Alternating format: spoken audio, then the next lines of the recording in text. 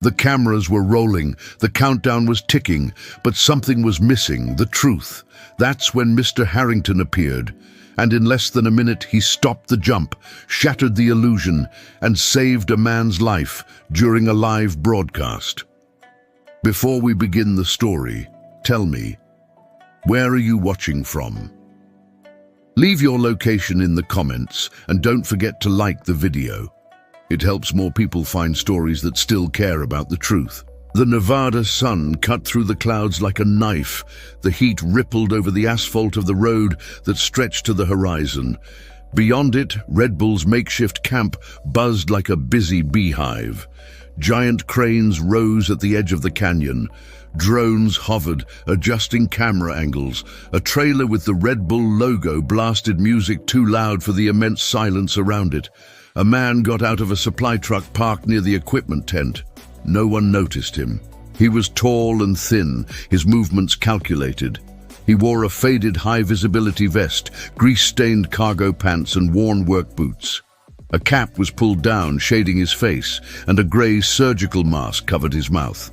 On his back, a worn tool belt, heavy with wrenches and a scratched torque meter. "Hey, the cleaning crews are back there," someone from production shouted, pointing to the back of the lot. The man nodded once without saying a word. He pushed a small metal cart with tools clinking softly toward the edge of the stunt area. His boots clattered over loose stones as he passed multi-million-dollar cameras and custom-made ramps. The logo was stamped on the frame, but barely visible under the flashy Red Bull stickers. He stopped next to one of the motorcycles. Something about the geometry of the front suspension made him tilt his head slightly. "What the hell are you doing?" a voice shouted behind him. He turned slowly. A young man in a white hoodie and aviator sunglasses was advancing with an arrogant air. Zane Callister, the Star Rider, held his helmet under his arm and looked at him with disdain. "I said, what are you doing near my bike?" Zane asked, his voice sharp. "Just looking," replied the cleaning man, his voice calm and unthreatening. "You don't touch that," Zane retorted. "If you get it dirty, I'll have you fired before lunch." Mr. Harington said nothing. His eyes remained fixed for a moment on the tension of the suspension, then on the caked mud near the exhaust pipe. Fresh, uneven. Without a word, he moved on, pushing the cart to the back, where a pile of tangled cables awaited him. No one noticed that his eyes lingered for a moment on the drone monitor above. No one heard the slight sigh he let out as he watched the chaos, the disorganization, the arrogance. The Red Bull crew strutted around like peacocks in the scorching desert sun. This was supposed to be a revolutionary campaign, defying gravity, but what he saw was a circus of shortcuts, and shortcuts kill people.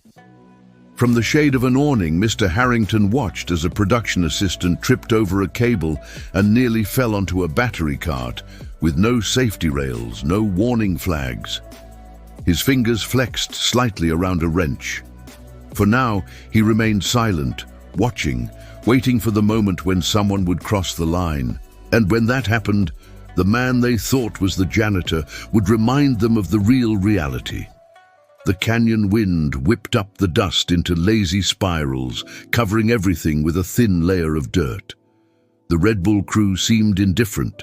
They moved between cameras and sound towers as if they were parading down a fashion runway, not a stunt site. The smell of motor oil, sunscreen, and overconfidence hung in the air. Mr. Harington adjusted his footing on the utility cart, maneuvering it around a pile of unused cables near the main tent. His head was down, his eyes hidden under his cap, every movement seemingly unimportant. He stopped right next to the main bike, Zane Mallister's custom motorcycle, and paused to look at the rear axle. His hand moved slightly, touching the edge of the brake caliper. A high-pitched voice cut through the air like a knife. "Hey, maintenance. If you leave fingerprints on that thing, we're going to have to stop filming." Mr. Harington looked up slowly. Zane was a few feet away, accompanied by two assistants. He lowered his sunglasses so that his piercing gaze could do the work for him. His sweatshirt was immaculate despite the dust, and he held a can of Red Bull like a trophy. Mr. Harington straightened up. "I wasn't touching it. I was just checking." "I don't care," Zane interrupted, stepping forward. "You're here to wipe up sweat and carry trash. That's it. Stay away from my machine." Mr. Harington nodded slightly. "Understood." But that wasn't enough. Zane's assistant, tall and thin, with a camera strap slung across his chest, grabbed a half-full water bottle and threw it at Mr. Harrington's feet.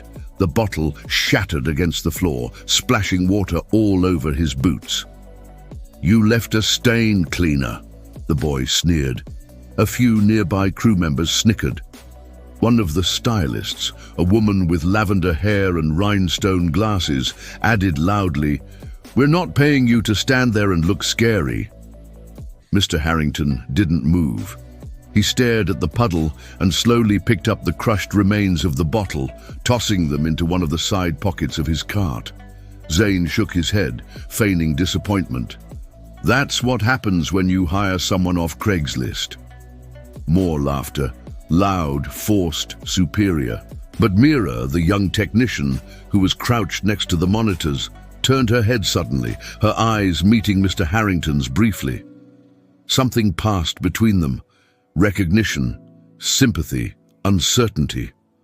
Whatever it was, she quickly looked away. Mr. Harington continued pushing the cart without a word toward the utility area. As he passed a row of folding chairs, someone muttered under their breath, "Looks like that guy slept in his truck." That was the point. Let them talk. Let them think he was just a tired nobody with calloused hands and cheap tools, because the more invisible he became, the more clearly he could see what they were hiding, and soon the world would see it too. All it would take was one crack in the performance, and everything they had built with lies would come crashing down. The desert heat grew thicker by the hour, turning breath into vapor and thoughts into static. But Mr. Harington moved slowly, calmly, like someone accustomed to waiting under pressure. Behind the curtain of generators and equipment, the core team rehearsed camera angles, while Zane sat under a parasol, scrolling through his phone, not even looking at the motorcycle on which he was supposed to risk his life. Mr. Harington crouched next to a power outlet, pretending to unwind cables. In fact, he was watching the motorcycle. The angles didn't lie. The tire pressure was uneven. The left suspension appeared to have been replaced with a cheaper, non-original part. More importantly, the angle of the ramp had shifted 2 degrees. Not enough for the cameras to catch. But for a rider at that speed, it could mean jumping too far on landing or breaking his neck on impact. No one was checking. No one cared. He got up and headed for the control tent, where a junior technician with frizzy hair and nervous fingers was adjusting a set of lights. Mr. Harington approached slowly, respectfully. "Hey," he said softly, "is that bike set up for an 80-foot jump or the old 72? The technician blinked, confused. 80, I think." "Are you sure?" Mr. Harington asked, now softer. "Because the brake alignment says otherwise. And that ramp, it's too steep. It's not an 80-foot jump." Before the kid could respond, a deeper voice echoed from behind. "You're not allowed to question anything, cleaner." It was Chase, the stunt coordinator's assistant. Broad shoulders, powerful, always ready to yell at someone. He stepped between the two like a security guard at a VIP party. Mr. Harington didn't back down. He just stood there, silent. "I'm not questioning," Mr. Harington said, his voice firm. "I'm warning you." Chase smirked. "Warn the mop bucket next time. We have professionals here." He pointed his finger at Mr. Harrington's chest. "You have 10 minutes before I report you to venue security. Stay where you are." Mr. Harington didn't respond. He just stared at the brake caliper diagram on the screen. The numbers didn't lie either. As Chase walked away, Mira approached from behind a light stand, nervously pulling her hair behind her ear. Her voice was low, urgent. "You're not wrong," she said. They're cutting costs. The budget was slashed after that explosion on the Baja set. Now they're faking everything. Mr. Harrington's eyes narrowed. CGI? Mira nodded. They're going to shoot some footage of the beginning of the jump, but the jump itself will be entirely rendered. Zane has never jumped more than 12 feet in his life. Mr. Harrington exhaled slowly. His voice came like the wind before a thunderclap. This isn't just deception, he said. It's murder in slow motion. Mira hesitated, then reached into her vest pocket and pulled out a silver USB drive. She looked around and quickly passed it to Mr. Harrington, who was still wearing gloves. Everything you need is in there, but if they find out I gave this to you, they won't find out, Mr. Harrington said. And for the first time that day, he looked directly at someone, and Mira understood something that most people didn't see. He wasn't there just to watch. He was there to end it all. The sun began its slow descent over the Nevada cliffs, casting long, dramatic shadows across the canyon. The stunt was timed for golden hour, the perfect light, the maximum hype. Drones buzzed overhead like flies, and Red Bull's social media team made final adjustments to the live stream. Hashtags were ready, comment scripts printed, cameras lined up. At the center of it all, Zane Callister stood on his custom motorcycle, helmet under his arm, immersed in the glare of 15 lenses pointed at him. "It's time!" he shouted to the crew. "The biggest Red Bull stunt ever. Are you ready to defy gravity?" The response was wild, applause and cheers, half genuine, half staged. But 50 meters away, near a pile of unused sandbags, Mr. Harrington stood completely still. His fingers, covered by gloves, closed around the silver flash drive Mira had given him.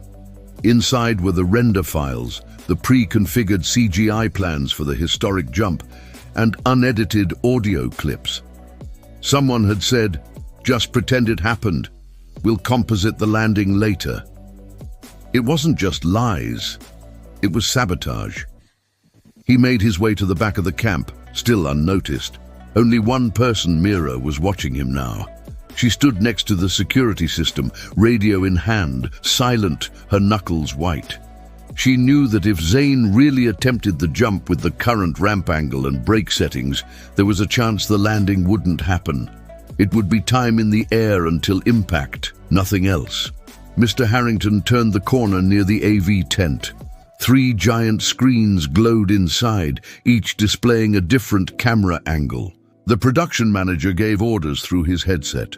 Chase stood in the back, arms crossed, watching everything like a king watching over his throne. Mr. Harrington entered. No one noticed him right away. Then one of the sound operators paused when he saw him. "Hey, cleaner, this is a restricted area." Mr. Harrington didn't stop walking. He plugged the flash drive into an empty laptop port. A soft beep sounded. File detected. The playback window opened. The screen flickered. Zane's motorcycle floated on the screen, frozen in midair, but there were no images of the landing. Instead, a split rendering loaded. On one side, the pre-visualized CGI of a flawless trick. On the other, the raw footage of Zane practicing and crashing, unable to complete a jump on a small ramp. The mood changed. "What the hell is this?" Chase yelled, lunging toward the screen. "Turn that off now." But the truth had already taken shape. One of the producers approached, his eyes wide. "Is that real?" Mira's voice crackled over the radio. "He's not cleared for the jump. He never was. And the setup is wrong. If he tries now, he won't make it." Silence. Then screams. Chase grabbed Mr. Harrington's arm. "What's your problem, man? You just cost us $1 million launch." Mr. Harrington looked at him calmly, his expression serene. "No," he said, "I just saved a life." Outside, Zane started the engine. Inside, the crew rushed about. And above them all, the truth pulsed like voltage. Everything was seconds away from a collision. "Are you still here?" If you've made it this far, it means you're someone who won't stay silent when lies are sold as truths, when danger is disguised as entertainment. Comment yes if you're still watching. The roar of Zane's motorcycle cut through the canyon like thunder. He was already rolling toward the ramp, live cameras, drones in the air, a global audience of millions tuned in. The hashtags were trending. Breaking gravity was everywhere. Influencers waited to capture the moment of the century, but 6 meters from takeoff, the noise was interrupted by one word, clear and loud. Stop! Everything stopped. Zane slammed on the brakes, skidding on the rock, a cloud of dust forming. The rear wheel slipped out as he cursed, ripping his helmet off his head. Who said that? All heads turned. A man in a dusty vest appeared between 2 production trailers. His gait was calm, his shadow long. He wasn't shouting anymore. He didn't need to. It was the cleaner. The crew murmured in confusion. Some laughed nervously, thinking it was a stunt. Chase, near the monitors, turned red. "What is this clown doing?" he shouted. "Get him out of here." "Security!" 2 security guards approached, but Mr. Harington raised a hand, firm, unperturbed. "Touch me, and your client dies on live TV," he said, his voice low but sharp. "So unless you're ready to explain that to the world, let me finish." The security guards froze. Chase stepped forward. "This guy is insane." But the main camera operator, his eyes still fixed on the paused broadcast, interrupted. "Wait, play it again, side by side." "What is this?" Mr. Harington walked over to the central monitor and inserted the flash drive again. The images flickered, Zane's falls, the CGI overlays, a voice in the background murmuring, "He doesn't need to land, it just needs to look clean." The truth illuminated the screen with LED clarity, sighs and murmurs. A production assistant whispered, "Oh my God." Zane stood frozen, staring at the screen from the top of the ramp, his jaw slowly dropping. Mr. Harington turned to the crew and the camera, which had just moved toward him. His mask was off, his cap pushed back.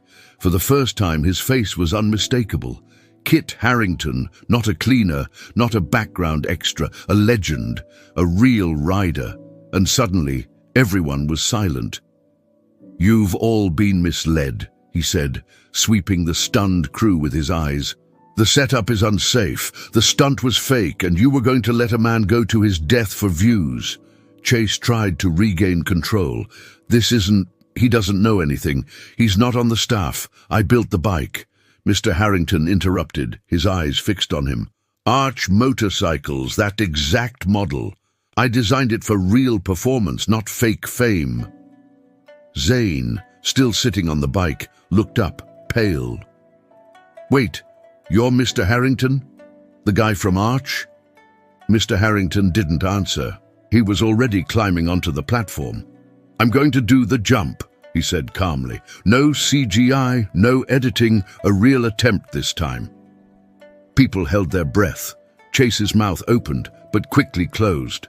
Mira, behind the line of cameras, whispered to herself, "They thought he was here to clean the floor, but in the end, he came to clean house." And the wind from the canyon held its breath.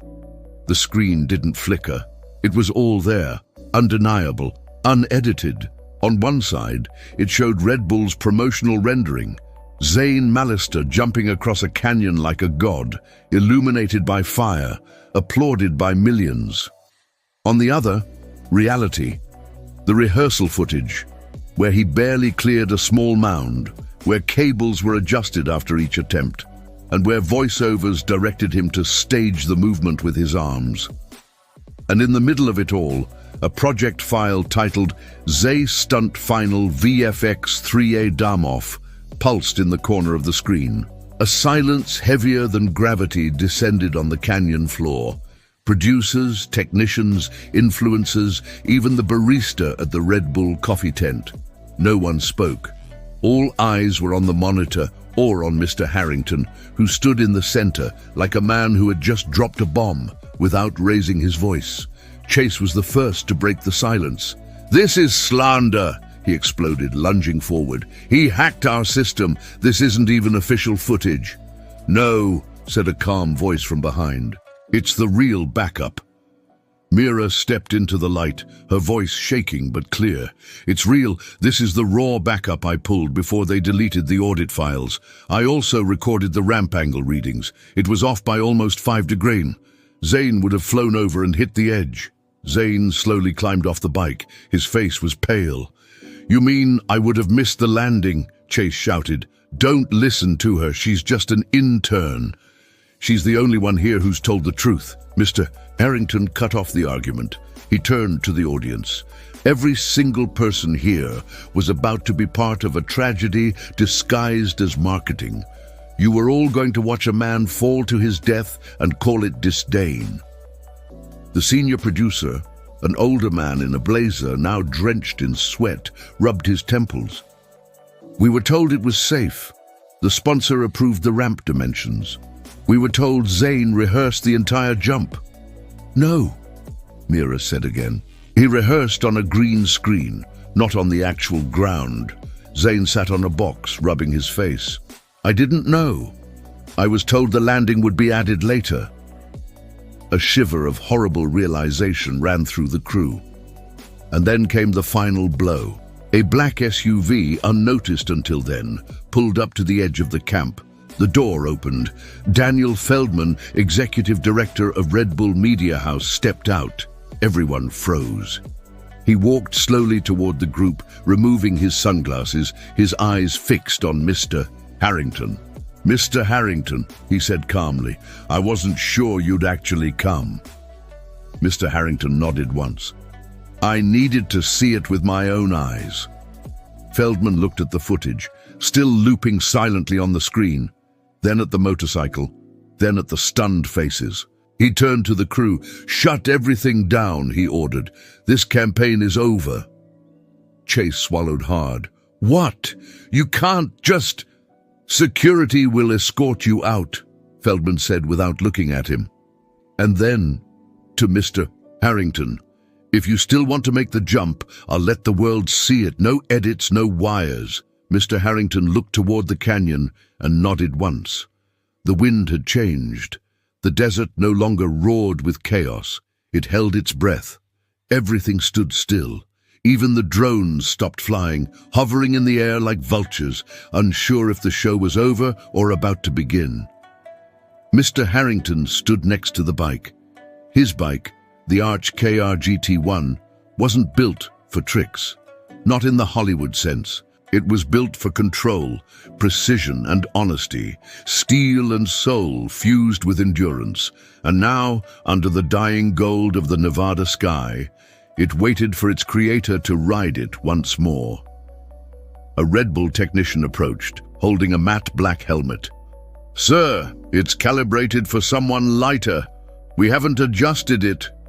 Mr. Harington looked at him. The technician fell silent. "I'll adjust the throttle," Mr. Harington said simply, placing the helmet on his head. No one argued. He swung his leg over the bike, and its weight settled beneath him like an old friend welcoming him back. His gloves gripped the handlebars. The engine roared to life, not with fury, but with a quiet confidence, like a wolf growling low before a chase.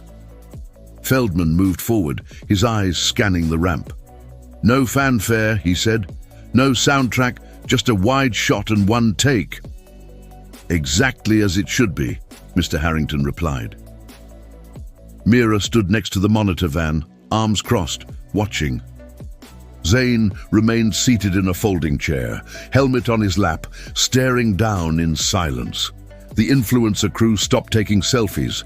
Now they were pointing their phones at a man who hadn't asked for an audience. Chase was gone. Security had already removed him from the premises, and no one missed him. A silence fell over the set as Mr. Harington approached the starting point. A soft hum vibrated beneath the ground as the engine whispered against the gravel. Mira's voice sounded in his earpiece. "Ramp angle adjusted, wind speed stable, visibility perfect, good luck." Mr. Harington didn't respond. He didn't need to. He accelerated slightly, just once. Then the wheels spun and he shot forward. The KR-GT1 drew a perfect line across the compacted ground. Dust rose in his wake as he accelerated. The engine sang louder, rising like a heart racing toward its peak. The ramp approached, gleaming like a bone against the sky. He didn't blink. He hit the ramp at exactly 70 meters. The front wheel lifted off. Gravity paused, and then he flew. No cables, no safety net, no second chance. Just man and machine against the canyon. The arc of the jump was flawless. The sun caught the metal at just the right moment, turning the frame into a silhouette sculpted in fire. And then the wheels touched the ground, the tires kissing the earth, the suspension compressed. The bike landed softly, steady, and alive. The crowd didn't explode. They were silent, breathless, as if screaming would break the spell. Then, slowly, one person clapped, then another, until the canyon echoed with thunder, not from machines but from admiration. Mr. Harington remained motionless on the bike, his helmet reflecting the golden sun. He had nothing left to prove, but he proved everything. For a moment, the world forgot to breathe. Mr. Harington stood still on the crest of the landing, the arch purring softly beneath him, the engine murmuring low and steady. Dust still floated in the air, like ashes from a fire that had just been extinguished. The moment didn't seem real. Not to the team, not to the spectators, and certainly not to the digital world that had just watched it live. There was no CGI, no slow-motion editing, no overlapping sponsor slogans. Just one man, one machine, and the truth. The Red Bull media van exploded with notifications. The live broadcast had surpassed all projections. Comments flooded in from every corner of the world. That wasn't a stunt. That was my soul. He just redefined the standard for the entire industry. He did it for real, no cables. That was Kit Harington. Feldman stood with his hands on his hips, staring at the gorge where Mr. Harington had landed. The stunt that had almost been botched had now become legendary. He turned to Mira, who was still holding the headset frozen in place. "Is he okay?" he asked. She smiled, finally exhaling. "He's better than okay." Across the canyon, Mr. Harington slowly turned the bike and began to head back to camp. No celebratory wheelie, no big wave, just a quiet ride, the wheels kissing the stone with the grace of someone who didn't need applause. When he crossed the dirt and approached the assembly area, the crew moved away for him, like water flowing around a rock. Zane was among them, his expression indescribable, part embarrassment, part admiration, part understanding. Mr. Harington turned off the engine, removed his helmet and climbed off the bike. Someone whispered, "He really did it." Another murmured, "I didn't even think he knew how to ride a motorcycle." Mr. Harington ignored everyone. He walked straight over to Mira and placed the helmet in her hands. "You deserve the credit for that," he said simply. "You spoke the truth." Mira blinked. "I didn't think anyone would hear." "I heard," Mr. Harington said. Behind them, someone began to clap, then two, then dozens.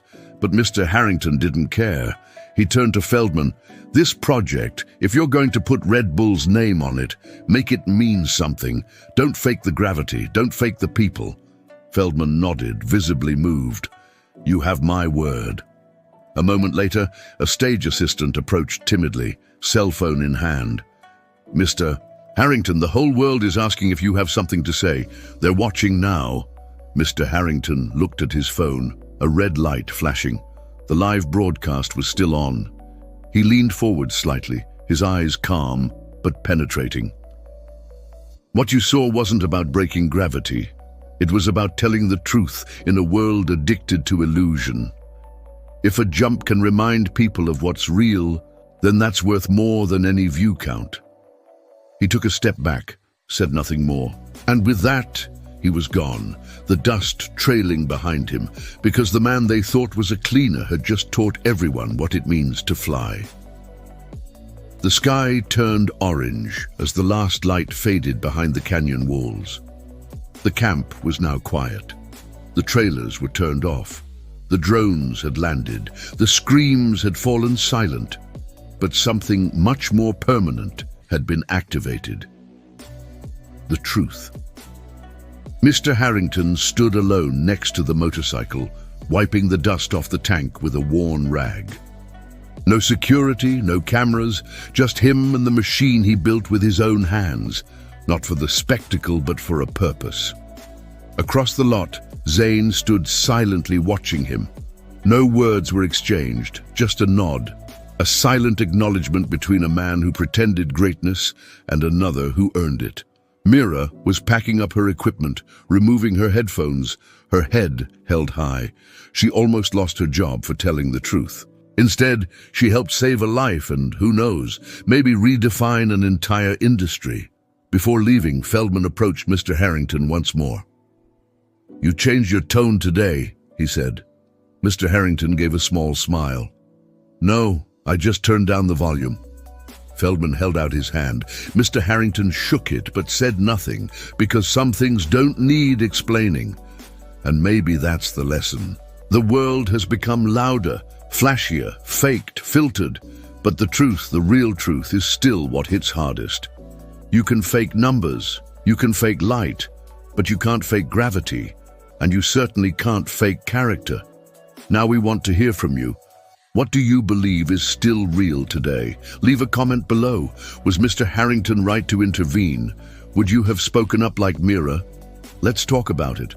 Because if stories like this teach us anything, it's that silence protects lies, and an honest voice can change the entire course of history.